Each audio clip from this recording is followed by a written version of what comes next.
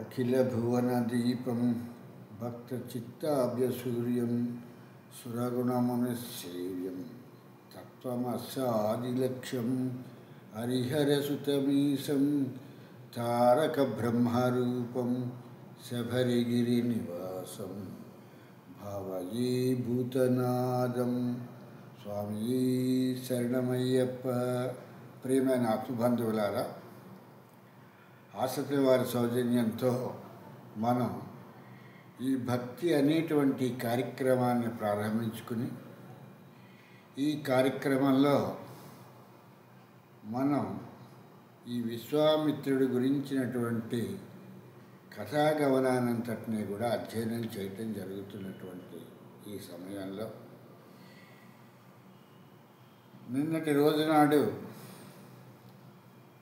ఆ ఒక్క రాముడు తాటక అనేటువంటి రాక్షసుని ఆ శబ్దభేదిని అనేటువంటి అస్త్రాన్ని ప్రయోగించి ఆ అస్త్రంతో ఆ ఒక తాటకని కూల్చటం జరిగింది. తాటక యక్షిణీ కాలేజు శాప విమోచన నుంచి ఆవిడ ఏదో మళ్ళీ తిరిగి గంధర్వలోకానికో ఎక్కడికో వెళ్ళలేదు. ఆవిడ ఆ సరైనటువంటి మార్గంలో తన తాలూకు ప్రయాణాన్ని సాగించింది అనేటువంటి విషయాన్ని వాల్మీకి మహర్షి చెప్పటం జరిగింది. అంటే మళ్ళీ పునర్జన్మ అంటూ లేదు తాటకకి అనేటువంటి విషయాన్ని మనకి నిన్న రామాయణ గ్రంథకర్త అయినటువంటి వాల్మీకి మహర్షి మనకి ఈ విషయాన్ని మర్మగర్భంగా చెప్పటం జరిగింది. రాముడు వేసిన బాణం ఆవిడ హృదయంలో గుచ్చుకోగానే ఆవిడ ఆ తాటకి కుప్పకూలిపోయింది అని చెప్పేటువంటి దేహాన్ని వదిలేసి ఈ ఆత్మ, ప్రాణము, జీవుడు కూడా ఆ యొక్క విరాట్ పురుషుల్లో ఐక్యమైపోయింది అనేటువంటి విషయాన్ని చెప్పటం జరిగింది. ఇప్పుడు మనం ఒక చక్కని పాట విందాము.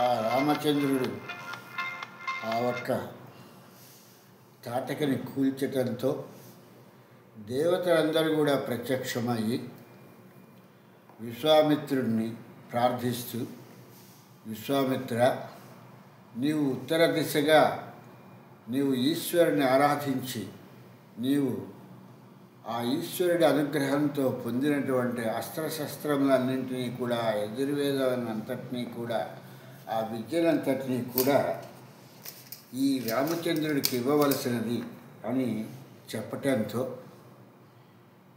ఇక్కడ విశ్వామిత్రుల వారు రాముడికి ఆ అస్త్ర ప్రభావాలన్నింటినీ కూడా, ఆ అస్త్రదేవతలన్నింటినీ కూడా మొదట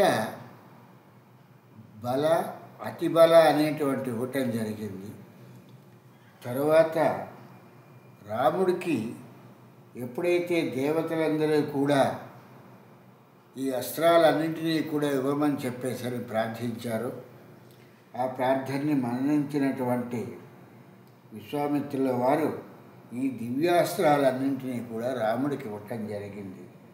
ధర్మచక్రము, కాలచక్రము, విష్ణుచక్రము, ఐంద్రాస్త్రము, వజ్రాస్త్రము, శైవశూలము, బ్రహ్మశిరోమణి, ఐహికము, బ్రహ్మాస్త్రము, మోదకి, శిఖరి అనేటువంటి 2 గదల్ని కూడా ప్రసాదించడం జరిగింది. ధర్మపాశము, కాలపాశము, వరుణపాశము, హిరణ్యాస్త్రము, సుష్మాసుని, అర్ధాసని, ఫైనకాస్త్రము, నారాయణాస్త్రము, ఆగ్నేయాస్త్రము, వాయువ్యాస్త్రము, హయశిరోనామాస్త్రము, కౌంచాస్త్రము, విష్ణుశక్తి, రుద్రశక్తి మున్నగు అస్త్రములన్నింటినీ కూడా ఈ యొక్క మంత్ర బలంతో తను ప్రయోగించేటువంటి ఆ ఒక్క శరానికి ఈ మంత్రాన్ని ఉచ్చరిస్తే అది ఆ ఒక్క ఏదైతే ఈయన ఉచ్చరించినటువంటి ధర్మచక్రంగా పిలిస్తే ధర్మచక్రంగా వెళ్తుంది, కాలచక్రం అయితే కాలచక్రంగా ఆ అస్త్రం ప్రయోగించబడుతుంది. ఇలా ప్రయోగించబడటానికి మొత్తం ఈయనకి ఆ ఈశ్వరుడు ఇచ్చినటువంటి ఆ మంత్రశాస్త్రాలంతటినీ కూడా రాముడికి ఇవ్వటం జరిగింది. రాముడు ఈ అస్త్ర విద్యనంతటిని కూడా గ్రహించటం జరిగింది. తర్వాత రాముడు మహానుభావ అస్త్రాల్ని ప్రయోగించటం నేర్పారు, కానీ అస్త్ర ఉపసంహరణ కూడా నాకు మీరు చెప్పవలసినది అని చెప్పేసని విశ్వామిత్రుడిని ప్రార్థించటంతో విశ్వామిత్రుల వారు సరే అని చెప్పేసని అస్త్రాన్ని ప్రయోగించటమే కాకుండా అస్త్ర ఉపసంహరణ కూడా ఎలా చేయాలి అనేటువంటి దానికి ఆ అస్త్రాలకు సంబంధించినటువంటి మంత్రశాస్త్రాలంతటినీ కూడా ఉపసంహరణ కూడా నేర్పటం జరిగింది. ఈ నేతృత్వం అయిన తర్వాత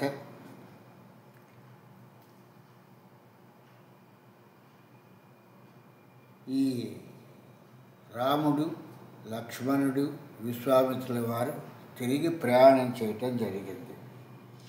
ఈ ప్రయాణం చేస్తున్నటువంటి సమయంలో రాముడు విశ్వామిత్రుల వారిని అడగటం జరిగింది, ఇంకా మనం మీ ఆశ్రమానికి ఎంత దూరం వెళ్ళాలి, నేను ఏ రాక్షసుల్ని సంహరించాలి, దీనికి సంబంధించినటువంటి పూర్తి విషయాలన్నింటినీ కూడా నాకు మీరు చెప్పవలసినది అని చెప్పేసని ఆ నడక నడుస్తున్నటువంటి సమయంలోనే, గురువుతో పాటు నడుస్తున్న సమయంలోనే రాముడు విశ్వామిత్రుని అడగటం జరిగింది. అప్పుడు రాముల వారికి విశ్వామిత్రుల వారు చెప్తూ,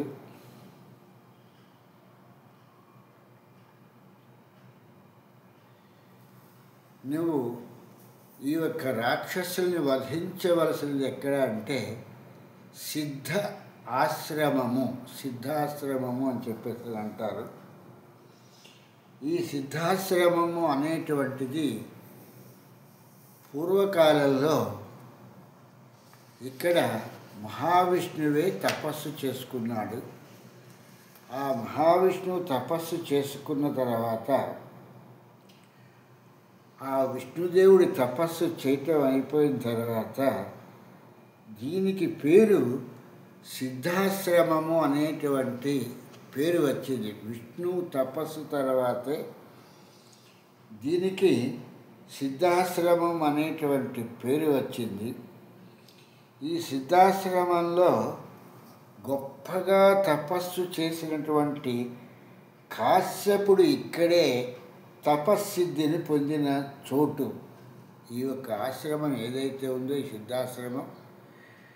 ఈ సిద్ధాశ్రమంలో కాశ్యపుడు అనేటువంటి కాశ్యపుడు అనేటువంటి తపస్వి సిద్ధి పొందినటువంటి చోటు కనుక దీన్ని సిద్ధాశ్రమం అని చెప్పేసి అంటారు. ఇది ఎంతో మహిమాన్వితమైనటువంటి ప్రదేశము. ఇది ఎందుకు మహిమాన్వితమైనటువంటి ప్రదేశము అని అంటే వామనుడు కూడా ఇక్కడనే నివసించటం జరిగింది. ఆ కాలంలో బలిచక్రవర్తి అనేటువంటి ఆ రాక్షసరాజు చక్రవర్తి ఆ ఒక్క దేవేంద్రుడి మీదకి యుద్ధానికి వెళ్ళి దేవేంద్రుణ్ణి ఓడించి ఆ స్వర్గాధిపత్యాన్ని కూడా అతను తీసుకోవటం జరిగింది. ఆ స్వర్గాధిపత్యాన్ని తీసుకోవటంతో దేవేంద్రుడు పదవీ భ్రష్టుడయ్యి అతడి నుంచి తిరిగి ఈ సిద్ధాశ్రమం దగ్గరికి దేవతలందరూ కూడా రావటం జరిగింది. ఈ యొక్క దేవతలందరూ కూడా అగ్నిని ఆశ్రయించి ఈ యొక్క సిద్ధాశ్రమంలో ఉండటం జరిగింది. ఋషులు మునులు అందరూ కూడా ఈ సిద్ధాశ్రమంలో యజ్ఞయాగాది క్రతువులు చేస్తుండటం మూలంగా ఈ అగ్నిని ఆశ్రయించుకుని ఈ దేవతలందరూ కూడా ఉండటం జరిగింది. కనుక ఈ ప్రదేశం అంతటినీ కూడా సిద్ధాశ్రమం అని చెప్పేసని చెప్తారు. ఈ సిద్ధాశ్రమంలో ఇక్కడ ఉన్నటువంటి సమయంలో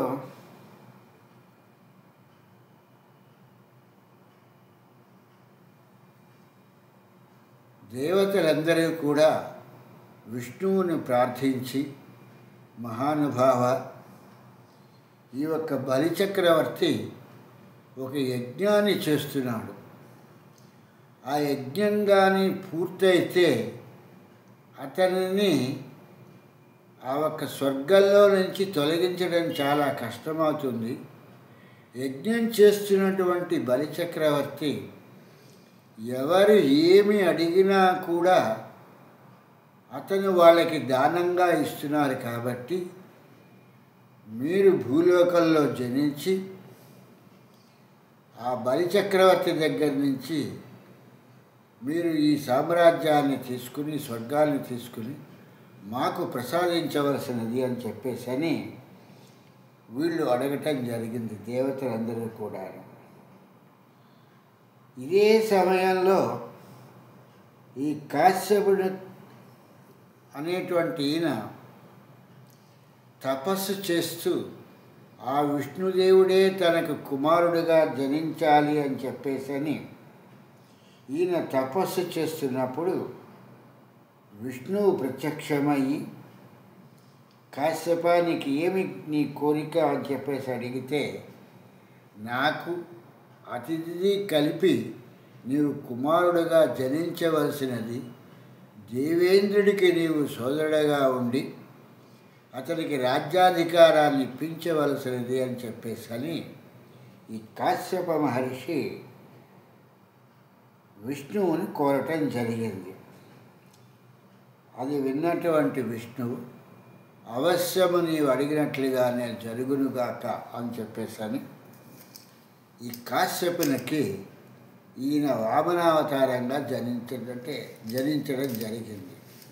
ఈ వామనావతారంలో ఈయన ఉద్భవించి యజ్ఞం చేస్తున్నటువంటి ఆ బలిచక్రవర్తి దగ్గరికి వెళ్ళి ఆ బలిచక్రవర్తి దగ్గర తనకి 3 అడుగులు కావాలని చెప్పేసి అడిగి 2 అడుగులతోనే ముల్లోకాలను అతని నుండి 3వ అడుగు ఎక్కడ పెట్టమంటావు అని చెప్పటంతో నా శిరస్సు పైన పెట్టండి అని చెప్పేసి అని బలిచక్రవర్తి చెప్పటంతో ఆయన మొత్తం అంతా కూడా 3 లోకాలు కూడా ఆశ్రయించటం జరిగింది.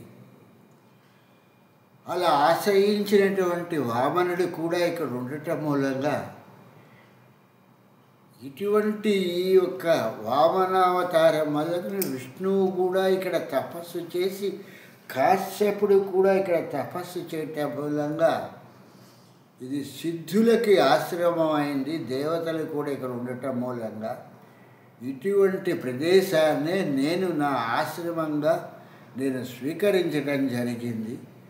కనుక మనం పరిశుద్ధులమై ఆశ్రమంలోకి ప్రవేశిద్దామని చెప్పేసని వీళ్ళు స్నానాధికాలు పూర్తి చేసుకుని ఆశ్రమంలోకి ప్రవేశించగానే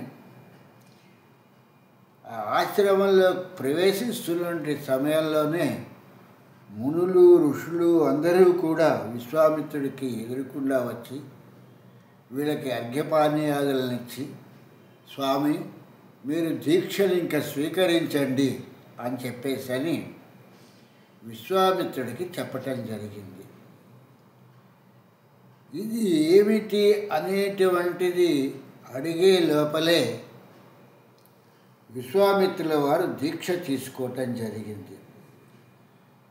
సిద్ధాశ్రమంలో దీక్ష తీసుకుని విశ్వామిత్రుల వారు ఉండటం జరిగింది. ఈ విశ్వామిత్రుడు దీక్షలో ఉంటున్నప్పుడు మేము ఏ రాక్షసుని సంహరించాలి, ఎప్పుడు సంహరించాలి, ఈ యజ్ఞము ఎప్పుడు ప్రారంభమవుతుంది అని చెప్పేసని రాముడు విశ్వామిత్రుడిని అడిగితే విశ్వామిత్రుల వారు మాట్లాడలేదు. అప్పుడు పక్కనున్నటువంటి ఋషులు మునులు మాట్లాడుతూ, విశ్వామిత్రుల వారు దీక్షలో ఉన్నారు, వారిప్పుడు మాట్లాడరు, 6 రోజులు ఈ యాగం జరుగుతుంది, రేపు ఉదయం నుంచి ఈ యొక్క యాగం జరుగుతుంది అనేటువంటి విషయాన్ని ఈ ఋషులు రాముడికి చెప్పటం జరిగింది. తాము దీక్ష వహింపుడు ఈ సిద్ధాశ్రమం సార్థక నామధేయము గలది అగునుగాక అని ఆ మునులు చెప్పటంతో అది దీక్షలో ఉండి ఈ రామలక్ష్మణులకి ఎటువంటి సూచనలను కూడా ఇవ్వలేదు. ఇది కథాగమనంలో నేను చెప్పుకొస్తున్నటువంటిది. గురువును అనుసరించేటువంటి శిష్యుడు గురువు తాలూకు మనోభావాలను తెలుసుకుని ప్రవర్తించాలి తప్పితే గురువుగారు చెప్పేంత వరకు కూడా ఆ పని నేను చెయ్యాలా మానాలా అనేటువంటి సందేహం లేకుండా, ఉన్నది సిద్ధాశ్రమం కాబట్టి, సిద్ధులకు ఆశ్రమైనటువంటి ప్రదేశము కాబట్టి, సిద్ధి పొందేటువంటి ప్రదేశము కాబట్టి, ఈ యొక్క విశ్వామిత్రుల వారు దీక్షలో ఉంటున్నప్పుడు ఆయన మనోభావాలను తెలుసుకొని ఈ రామలక్ష్మణులు ప్రవర్తించారు అనేటువంటి విషయాన్ని వాల్మీకి మహర్షి వ్రాస్తున్నటువంటి విషయం. దీనిని మనం రేపు విపులీకరించుకుంటూ దీని మీద మళ్ళీ మనం అందులో ఉన్నటువంటి అంతరార్థాలు ఏమిటి, బాహ్యార్థం ఏమిటి అనేటువంటిది ఆ వెంకటనాథుడి అనుగ్రహంతో తెలుసుకుందాము. అంతవరకు స్వామి శరణం, స్వామి శరణం, స్వామియే శరణమయ్య.